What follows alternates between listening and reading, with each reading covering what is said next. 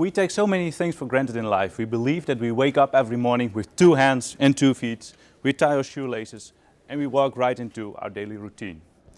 But what if, by an accident or an illness, you lost a hand? Life would become suddenly very different. Simple things like tying your shoelaces become extremely difficult. And this is the problem that millions of people around the world have every day. And if we want to help them, we have to provide them with a prosthetic hand that meets the basic user requirements, which can be summarized by 3 C's: cosmetics, comfort, and control. The device should look nice, it should be comfortable to wear, and it should be easy to control. And well, that seems obvious, but at this moment, none of the prosthetic devices combines these 3 basic user requirements in one hand. I have an aunt, and she has a prosthetic hand, and well, it's a cosmetic hand, a kind of doll hand, a doll hand. It has stiff fingers which cannot move. And as a little boy, I wondered, why can't those fingers move? Why has it so little practical function? And today, there are still people who many people prefer to wear a prosthetic hook. And over 30% of the people totally rejects the prosthesis. And well, I wondered, why is this possible? And well, I followed a lecture during my master's course. I followed a lecture on upper limb prosthetics, and well, I heard his numbers, and I thought, well, we have to come up with a solution for that.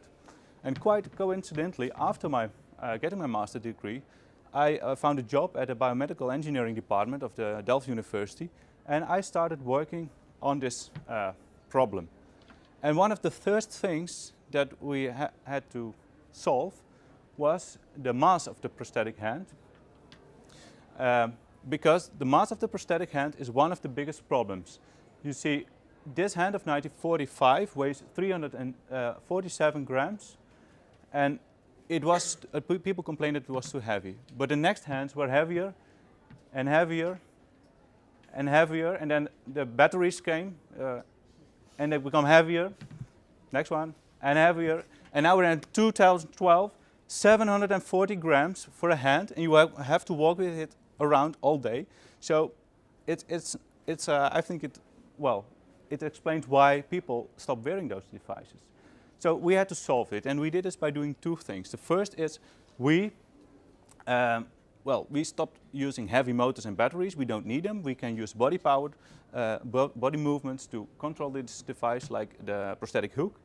And we used micro-hydraulics, and you can see it in here. It's a hydraulic system like the brake system of your car, but we designed micro-hydraulic cylinders with tiny cylinders that fit inside the fingers of your hand. And this is how it works in practice. And now there should be a movie. Now, a previous slide. And I had a very nice move. There is a very nice movie with back. 1 slide back. 1 slide back. Back. Well. The other back. Yeah. We wait till they start the movie. Yeah, just keep on talking. Okay. Well, I explain. So we used microhydraulics to make a prosthetic hand, and we designed a hand in such a way that it can pick up, that it adapts to the shape of the object. So we can do pinch grasps, we can do cylinder grasps, and we can very accurately control the pinch force.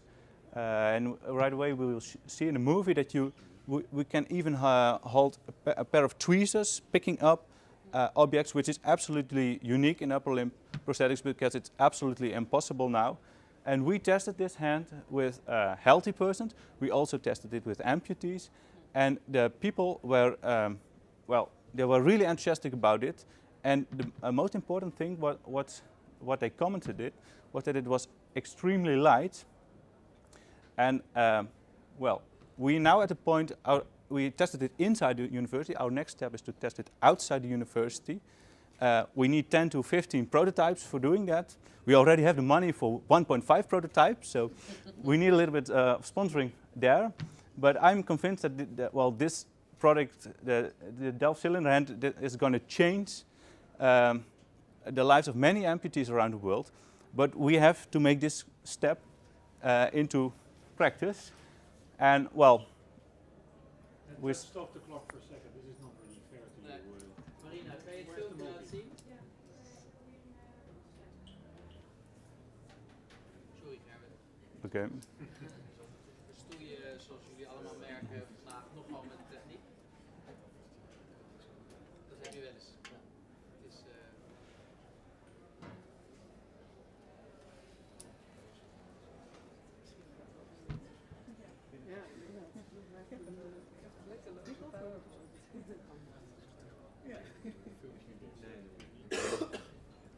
ja, wat bijzonder is, wat gewoon misschien niet ervoor is, dat het veel lichter is. Veel lichter en veel preciezer. Het filmpje laat die hand zien ook in actie. Ja, het is het hoogtepunt van mijn hele betoog. Ik ga even daar. Ja. Nou, dan wachten we heel even een paar minuten.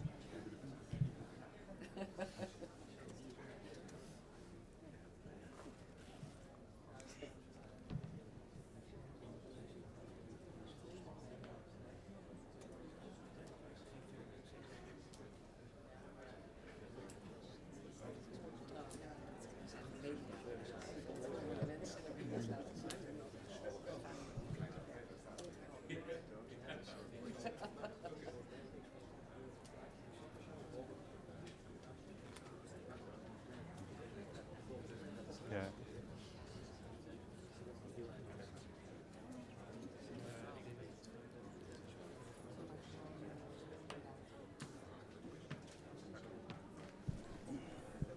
Let's fill the time by asking you a few questions. Okay. Maybe we can see it. Yeah. Okay. So.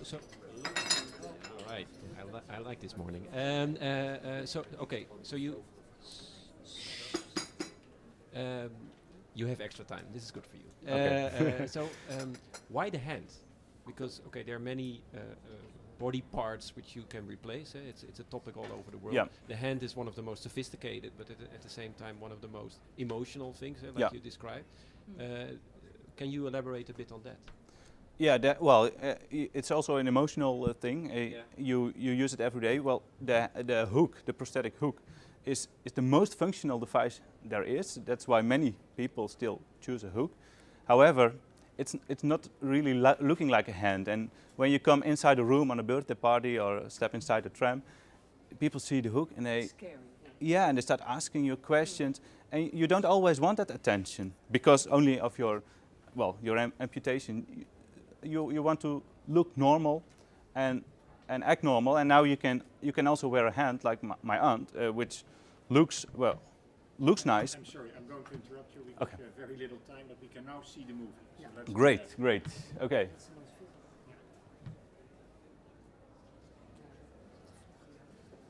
I thought. We start off with a tour through the galaxy with One more question, please. one more question. You want to finish your answer? Yeah, well, for example, for legs, the problem has almost been solved. Well, but for hands, it is much more difficult, and we see things going totally in the wrong direction because from all user studies, people say most important thing is mass reduction, and what do we see for new devices? They're And so the goal is to be normal, because you use the word normal, or do you say, hey, no, these people, you can also say like, hey, we can add features that other normal people cannot do, make it an advantage instead of a handicap. Or am I missing then the point? That's a dream for the future. No, I'm thinking, can you elaborate on that a bit? That's a dream for the future, and I'm afraid that some designers and researchers are focusing on that. But that's now beyond reality. The first goal should be people living a normal life, tying their shoelaces, do other things, just like me and you, and just behave normal. And this is even more problematic if you have two hands, because having one hand amputated, it's a really big problem. But having two hands amputated, it's a disaster, because very simple things like going to the toilet, putting your clothes on, becomes extremely difficult. I'm very sorry, we have to go on. Okay, thank you.